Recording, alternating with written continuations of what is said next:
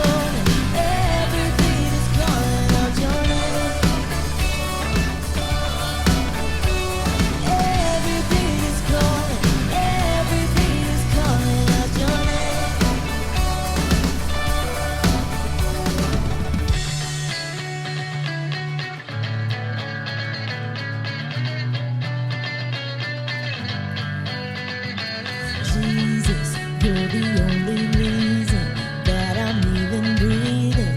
I am wide awake. You move me, your freedom is consuming. I feel it rushing through me. I'll never be the same.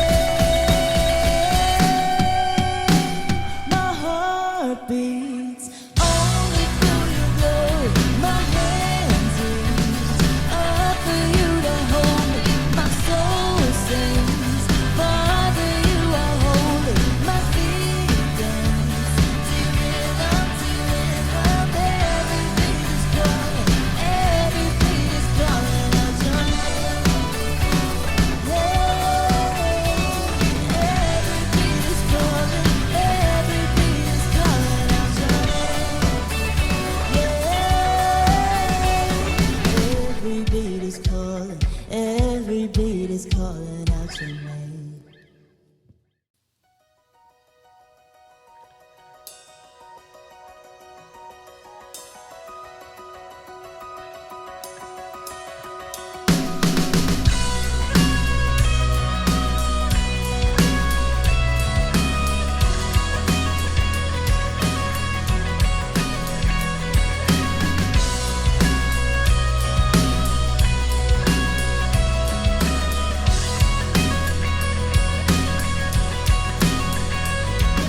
He's coming on the clouds. Kings and kingdoms will bow down, and every chain will break as broken hearts declare His praise. But who can stop the Lord Almighty? Our God is the Lion of Judah. He's roaring with power and fighting our battles, and every knee will bow before Him. Our God is the Lamb that was slain for the sins of the world. His blood breaks the chains, and every knee will bow before the Lion and the Lamb.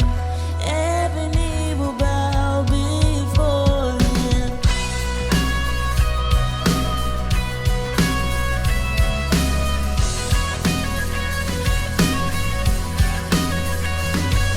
So open up the gates, make way before the King of Kings. The God who comes to save is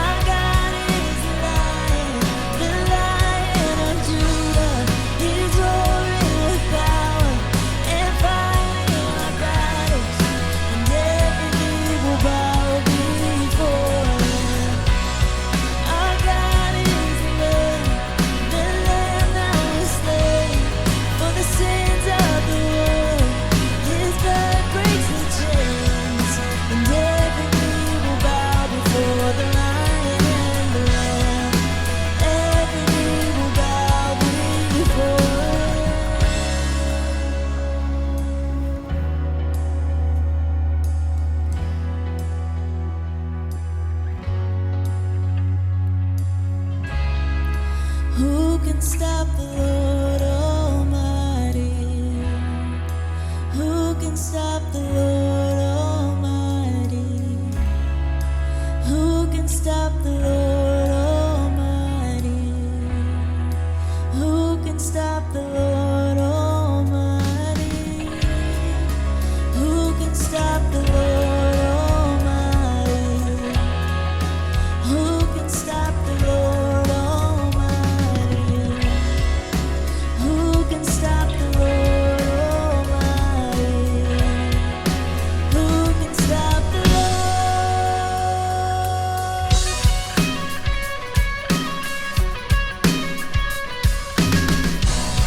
Our God is the Lion of Judah.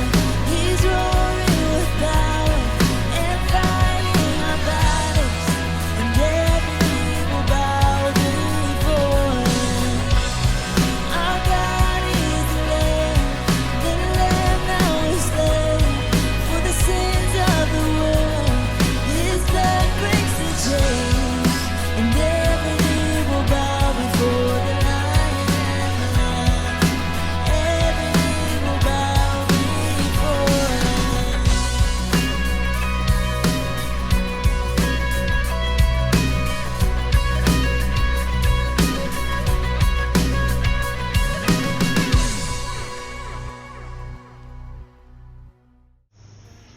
Hey, good morning. My name is Joseph McMurray, and I'm one of the pastors here at Next Level Church. It's always a privilege for me to welcome you to worship. So we're glad you're here. If you're joining us from somewhere right here in Charlotte, North Carolina, or somewhere else around the country, we're glad that you are here with us. When you're ready to connect, I want you to head over to nextlevelchurch.org/connect and complete the form that you'll find there. We'll share with you more information about who we are as a church and how you can connect with us. If there are some things going on that you would like for someone else to be praying with you about, you can go to nextlevelchurch.org/prayer and complete the form that's there. And we have a team of folks who'll be praying for you all this week. While you're on our website, I'd love it if you would click on the Give button in the menu and choose one of the options that you find. Every dollar that you give makes sure that our church is continuing to live out our mission to raise the reputation of Jesus where we live, work, and play. You can subscribe to our newsletter by going to the homepage and hitting the subscribe button. This is a great way for you to stay in the know and hear from Pastor Clay weekly about the things that are going on right here at Next Level Church. If you're in the Charlotte area, we would love for you to engage with us in person. Join us for services at 10 o'clock a.m. on our Matthews campus. Children's ministry and student ministry are available at that time as well. Now, one last thing, we would love for you to join us for a Next Step lunch where you can meet our church staff, hear more about who we are as a church, and learn how to take your next step here at Next Level Church. All the information you need is on our events page at nextlevelchurch.org/events. Thanks again for joining us today. I want to invite you, if you would, to join your heart with us as we worship and listen to what Pastor Clay has to share with us.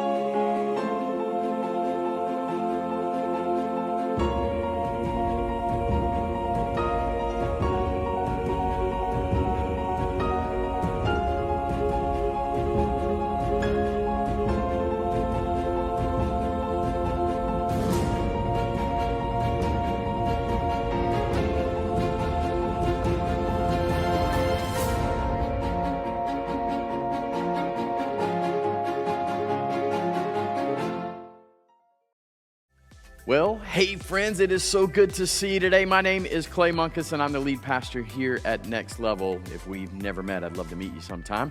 And I'm thrilled that you joined us today because we're in part 4 of a series called Starting Point. And if you've missed any part of the series, you can catch up by going to our website over at nextlevelchurch.org, and you'll find all of the messages there.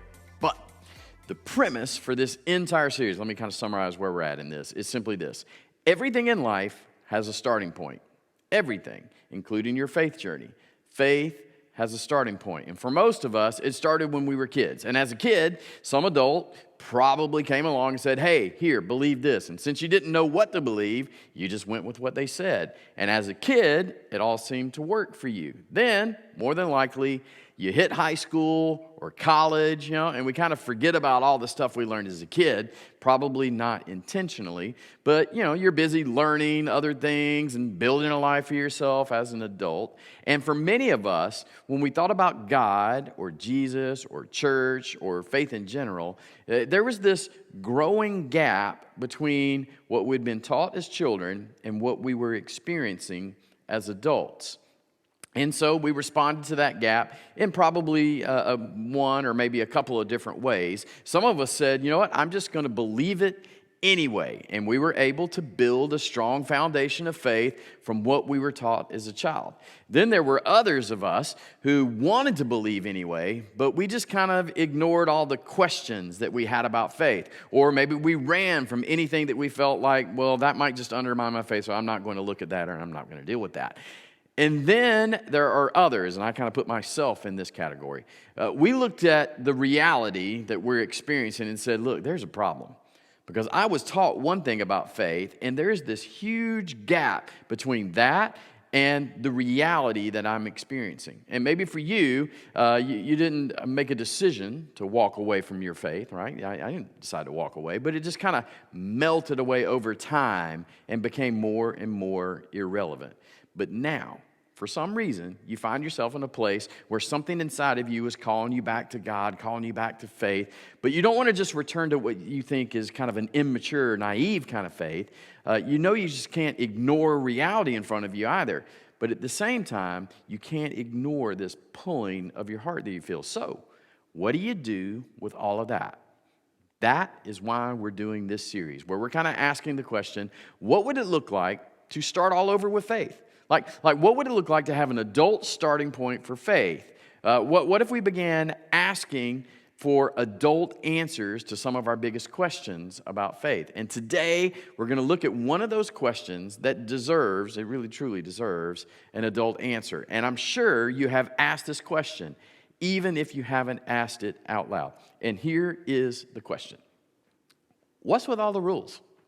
Like when you think about religion, you think about faith, what is with all the rules, right? And this just isn't a Christian thing, because in every religion, there are some rules, right?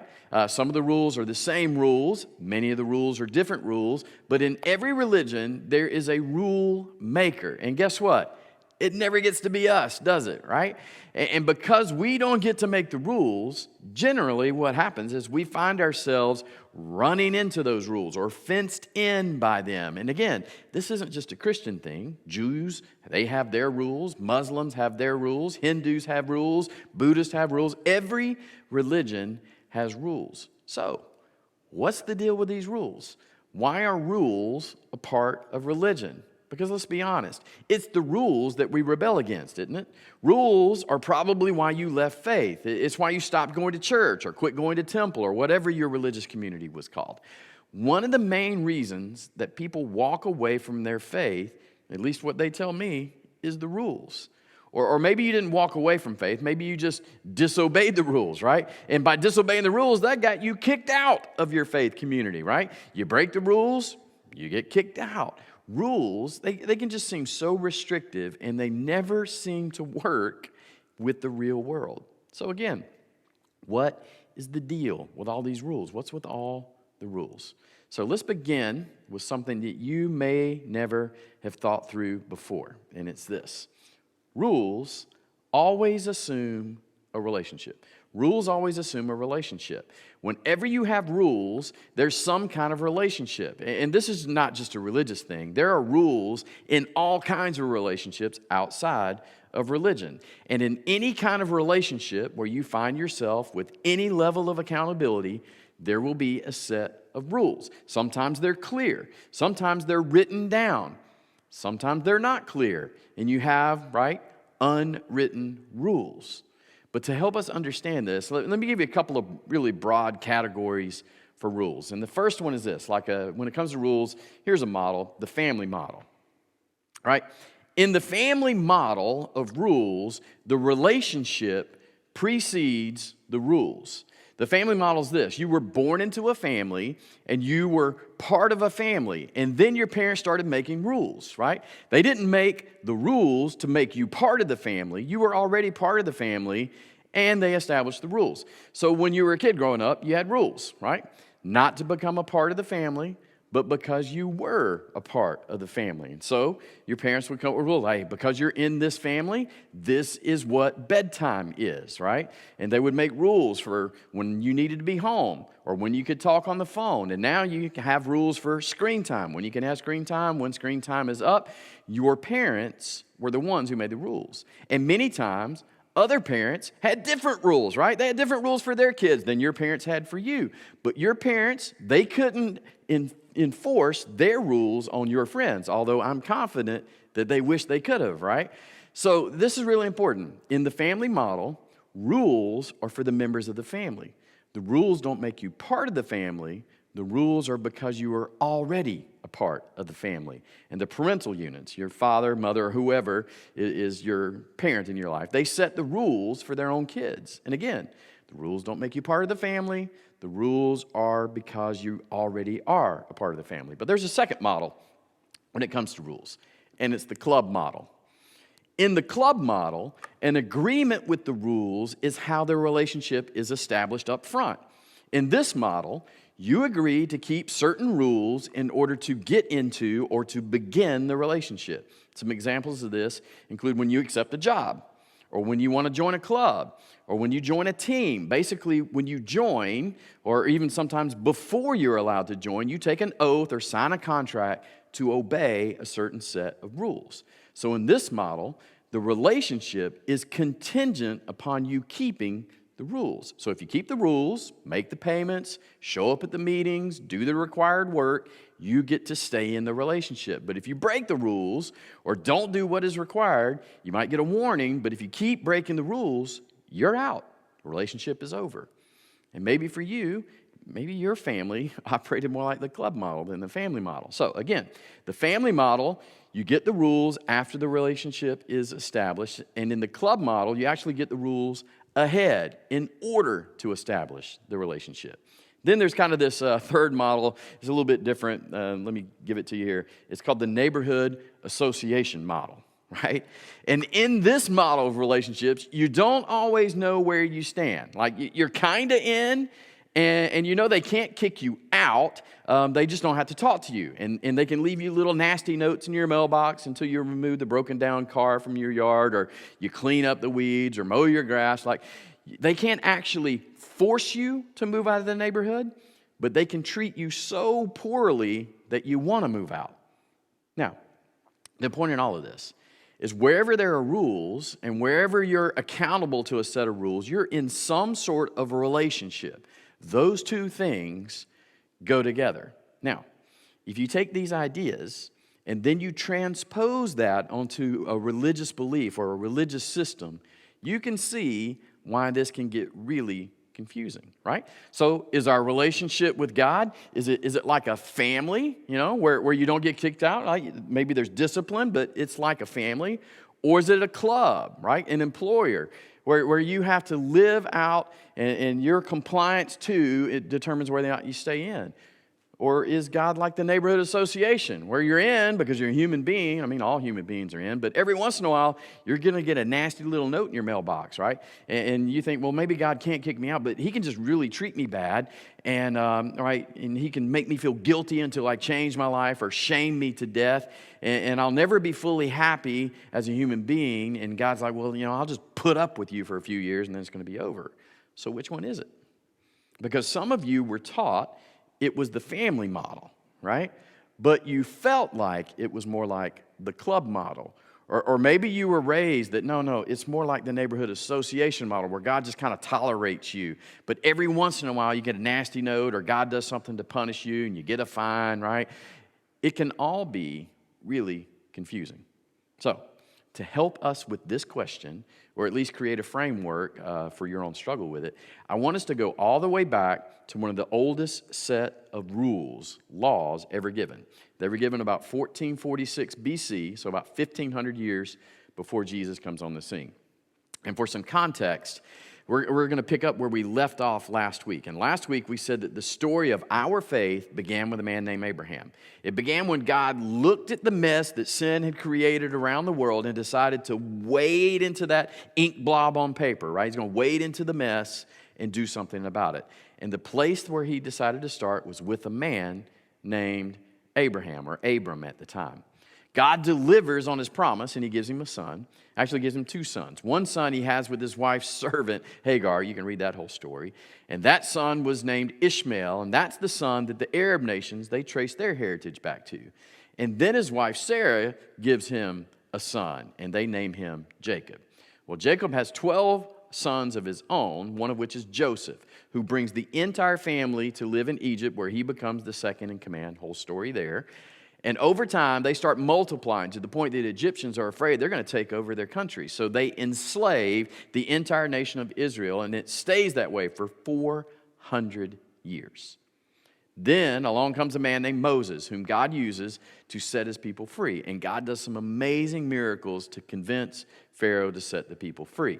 And about 3 months after they are set free from Egypt, the descendants of Abraham are gathered at the foot of Mount Sinai, out in the Sinai desert, and Moses goes up this mountain, and God gives him the law for the people, the 10 Commandments. And in the 10 Commandments, God begins by announcing his relationship with the nation, right? Not simply his requirements, here's my relationship. And I want you to notice this. In the prelude, in the beginning, the introduction of the 10 Commandments, we get a major insight into how religion and God and rules and law, how it begins to all fit together. So Exodus chapter 20, verse 1 says, "And God spoke all these words, I am the Lord your God. I am your God," he says. So God assumes a relationship. And how did that relationship start? We talked about it last week. It started with Abraham. So, I am the Lord your God who brought you out of Egypt, out of the land of slavery. In other words, I am the one who did something for you without requesting anything from you.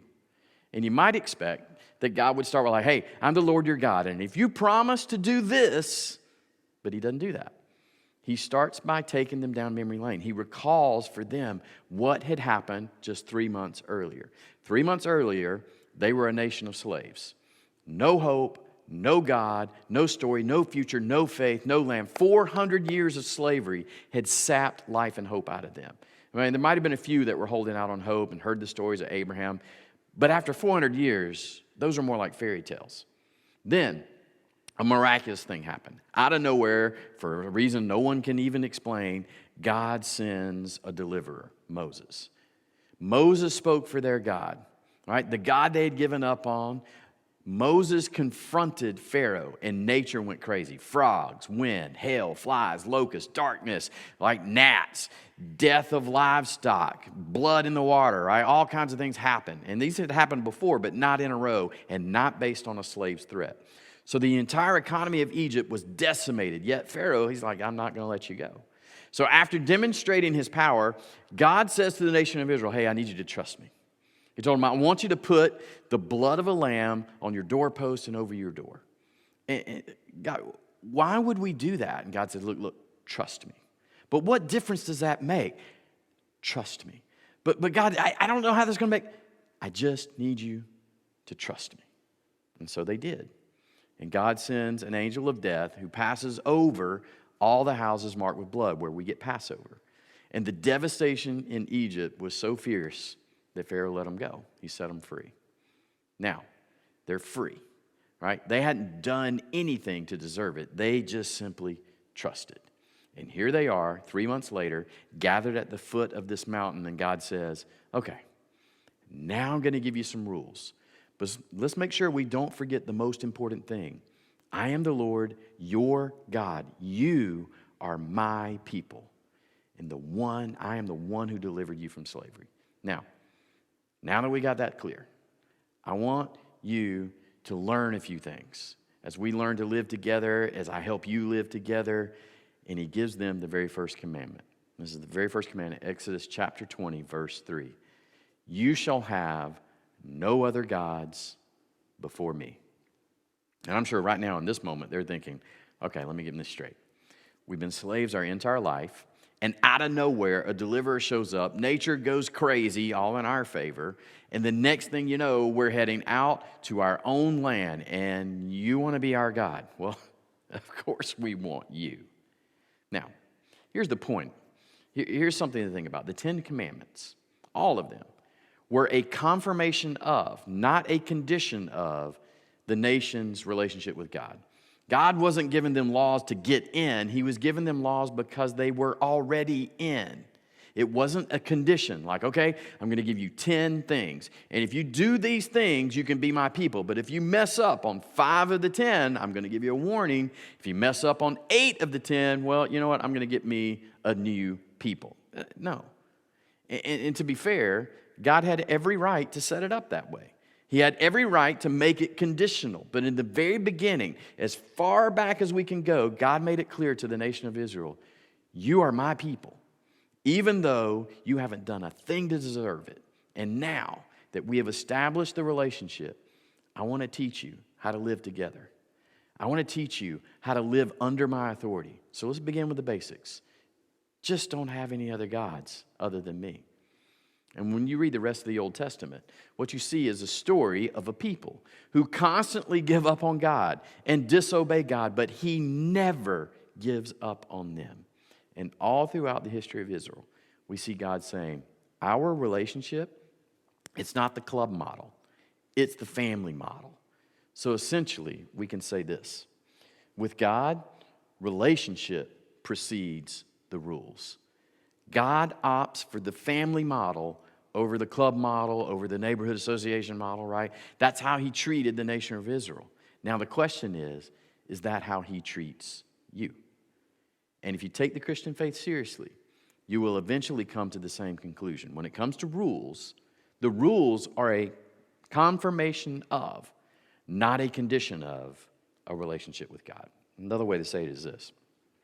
Rules are given to redeemed people, not to redeem people. They're given to redeemed people. The rules are not given to redeem you. God gives rules to those who are already in a relationship with him. So, if this is true, regardless of where you land in terms of whatever religious system you land in, if that's true, that's staggering. If God's relationship with the nation of Israel is a model that you can rebel and you can be disobedient and you can go too far left and too far right and forget things and do your own thing, and God keeps coming back over and over and disciplining,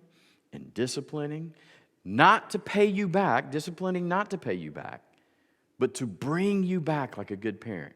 If that is true, that is staggering. And that says something about the size of God's love and mercy and God's kindness. And so, we shouldn't be completely surprised when about 1,500 years after the giving of that law, Jesus walks onto this planet. And what does he do? Before he demands anything, he defies the law of nature by healing people, stopping storms, making money appear from nowhere, turning ordinary water into a beautiful cab, accomplishing other feats that were beyond human imagination. And before he demands anything, he says, hey, trust me. Just trust me. Because the promise that God fulfilled to Abraham, the promise that God fulfilled to Israel is a promise for all men and for all women. And just like it began with Abraham's faith and trust in God, it continues through faith and trust with the nation of Israel all the way through faith and trust in Jesus. And so John, who knew Jesus from the very beginning of his ministry, he summarizes it this way in John chapter 1, verse 12. But to all who believed him and accepted him, he gave the right to become children of God. And this is so important. Jesus says, anything I require of you is evidence of my love for you. Anything I ask you to do is evidence of the fact that we have a pre-established relationship. You can trust me because all along it has been about you. I want you to think about that because we're going to pick this back up in 2 weeks from today, which leads us to another question that I want you to discuss with others. When you were growing up, did you feel like religion was based on a family model, right? Or based on a club model or a neighborhood association model? Do you feel like God adopted a family model where because you're in, I have a purpose I want you to fulfill? And because you're family, I may discipline you, but you're unconditionally loved and can never be cast aside from the family. Is that how it was? Or did it seem like God was more of a contractual relationship with you, where as long as you fulfilled your end of the bargain, He would uphold His end? Or did you feel like, I don't know, I never knew where I was with God? Like you were pretty sure God wouldn't kick you out, but He didn't like you very much. Or maybe He was even trying to make your life feel miserable. I want you to ask you that. And I want you to wrestle that to the ground. I want you to talk about that with some other people, because next week we have something very special planned for Mother's Day. But the week after that, in 2 weeks, we're going to come back right here and we're going to pick up right here where we're leaving off. Let me pray for you. Heavenly Father, I just humbly ask for you to open our eyes to your truth. Despite our past experiences and beliefs, we earnestly seek to worship you as you truly are, not as we imagine you to be. We also pray for those who have given up on ever knowing you, maybe even feeling like it's futile to try. May your grace and mercy, God, just shine in their hearts, igniting a spark of hope that you can be known. Grant us the courage to take the necessary steps towards knowing you better. We ask all these things in the name of your Son, Jesus. Amen.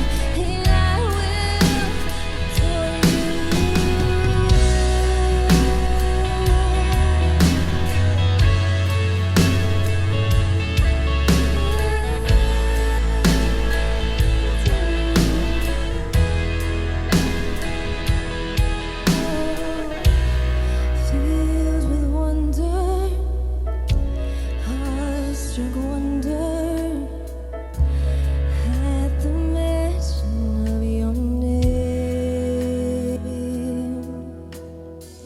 Jesus, your name is power, breath of living water, such a marvelous mystery.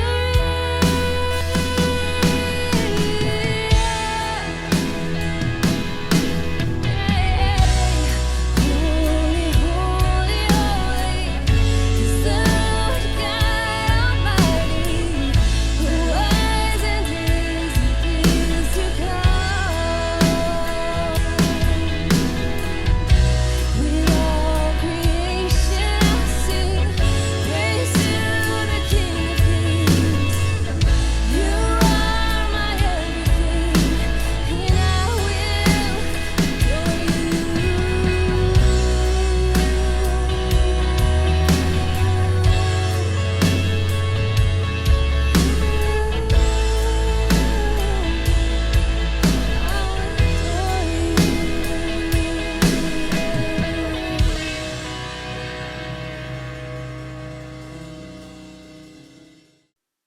Well, hey, friends, thanks for joining us today. If you think today's message might be valuable to someone you know, would you mind sharing this video? Not only could it be helpful for them, but by sharing this content as well as liking and subscribing to the channel that you're watching this on, it helps us accomplish our mission to raise the reputation of Jesus. And along those lines, could I also ask you to head over to our website, nextlevelchurch.org. When you get there, there's a big green button in the top right. If you could click on that button, you'll see all the giving options that's there. Your faithful support helps us raise the reputation of Jesus where we live, work, and play. Now, by way of benediction, let me read you that last verse from John chapter 1, verse 12, where he's writing, and he says, "But to all who believed him and accepted him, he gave the right to become children of God." May the love of our Heavenly Father surround you and fill you with peace. May you always remember that you are a child of God and are a part of his family. And may this truth empower you to walk in hope and love and to share this blessing with everyone that's around you. Hey, invite someone to be with you this next week at Mother's Day, and I look forward to seeing you as we continue this series in 2 weeks after that. God bless you. Have a great week.